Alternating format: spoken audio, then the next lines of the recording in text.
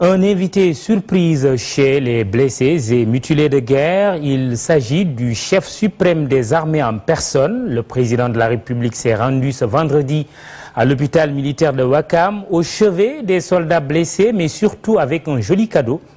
Macky Sall leur a promis le réengagement de ceux qui sont aptes à travailler. Cerise sur le gâteau, une hausse de salaire.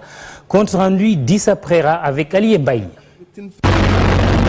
Le président est accueilli par le chef d'état-major des armées. Après les honneurs militaires, direction le pavillon marine où sont logés les blessés et mutilés de guerre. Macky Sall est rentré dans toutes les chambres et s'est entretenu avec les malades.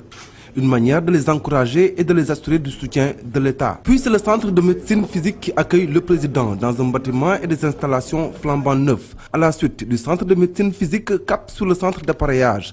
Là, le président a eu droit à une séance de démonstration de fabrication de prothèses. À la fin de sa visite, Macky Sall a promis un plus grand soutien à la structure hospitalière. Mais de façon plus large, le président indique qu'il veillera à ce que l'armée soit plus entraînée et plus équipée. C'est un exemple qu'il faut soutenir et je vais soutenir cet hôpital, je le dis au général, qui travaille sans moyens, pour en faire un véritable hôpital militaire pour une prise en charge meilleure et immédiate de nos blessés sur le terrain des opérations. J'ai déjà donné les assurances au SEMGA et à l'ensemble des autorités militaires qu'en ma qualité de chef suprême des armées, je veillerai à ce que l'armée soit bien équipée et bien entraînée pour continuer à assurer de la façon la plus optimale sa mission régalienne de défense